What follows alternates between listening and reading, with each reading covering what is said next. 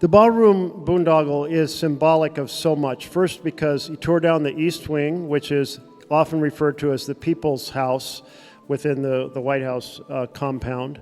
It is where the public comes in and a lot of events are held. And second, he did it without any sort of review or authority or budget approval or law or anything else that made that. And he basically, I tear it down quickly, I can get it down before anybody can stop me, and that's what he did. But symbolically, just watching that thing being torn to pieces, that touched a lot of people's hearts, and not in a happy way. And then to plan something that's like Louis XIV, a massive gold-plated ballroom, and then it's also symbolic of corporations saying, well, we'll fund it, but they're corporations seeking contracts and favors, so that's a conflict of interest. And then it turns out they're not going to fund it after all, or just very little of it, and it's taxpayers, and the cost is now upward to $1 billion for his gold-plated ballroom boondoggle. It's symbolic of so many pieces. I feel like the reflecting pool is kind of symbolic in a way too.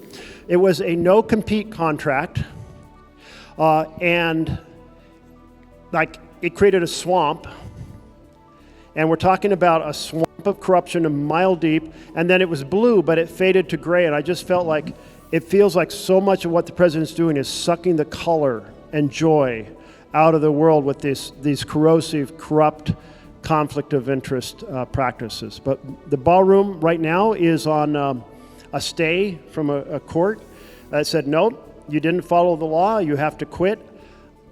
I don't know if the machinery's still turning there because the president doesn't always follow what the courts say. That's another problem. If the courts say stop, and there have been dozens of incidents now, I think over 100, in which the courts have said stop, and the executive branch has continued. So that's another breakdown of the separation of powers. Thank you. One more comment, and then we're going to switch to issue next. Okay, back there. Okay, and then maybe a speed round up here. Hi, I'm Amy Sabatini. I live here in Bend, and I actually want to push back a little on issue number 7, because I don't think it's that unusual for presidents to grasp for more power. What is unusual is how much Congress is lying down and letting it happen. And and I want to thank you, because you and Senator Wyden show up on national news pushing back, and you're brave, and I want you to know that we see you. Thank you. Please keep doing it. And I don't know if he's here today, but I have a friend who's a federal judge. The federal judges who are pushing back, I thank you. The Supreme Court is not pushing back, and as a history teacher, I'm seeing a change, is that the three branches, checks and balances, is not working because of a lack of willpower and because of the leverage that the president is holding over people, whether it be, I don't know what the dirt is he has over them, but thank you. Yeah. No. You've pointed out something really important, which is there might be presidents who want to do a lot of crazy things, and they realize Congress will stand up or the courts will stand up quickly. And so what's contributing to this problem? Let's talk first about Congress. You have a House and Senate leadership that's new. They don't have a decade of kind of gravitas in dealing with presidents, and so they essentially haven't had either the personal will or the standing with their colleagues to say, Mr. President, we're the same party, we support a lot of your stuff, what you're doing now is stepping over the line, and you cannot step over that line. We are defending the Constitution. We took an oath to the Constitution. We need the leadership of the House and Senate, whichever party it is, to always defend the congressional role, the power of the purse, the power of taxation, the question of war, and oversight, the big four. And then the Supreme Court really contributed to this problem. And of course, one was the money in politics, the Citizens United stuff that allows unlimited donations secretly mostly spent in smear campaigns. Okay, but then the case Trump versus the United States said the president can do anything that is a crime, but it's not a crime as long as he puts a government stamp on it.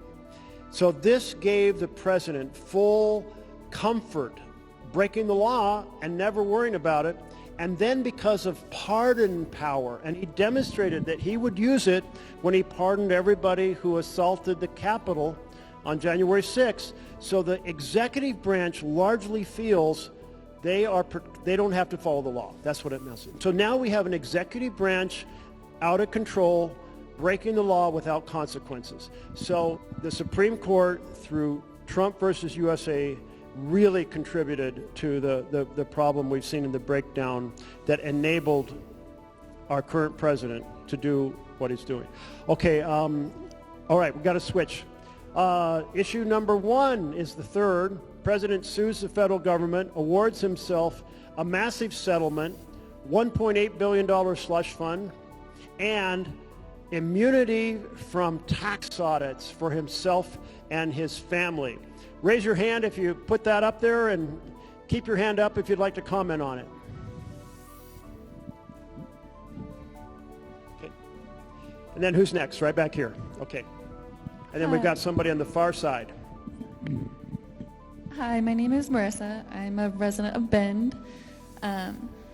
We can talk about all of this stuff until we're blue in the face. We can all be mad at it, but I think what all of us really want to know is what you and your colleagues are actually going to do to stop him from awarding himself stuff, stop him from making his face and name all over everything, and stop him from silencing us and not being able to stand up to him. So, great question. We can talk till we're blue in the face, but what are we going to do about it?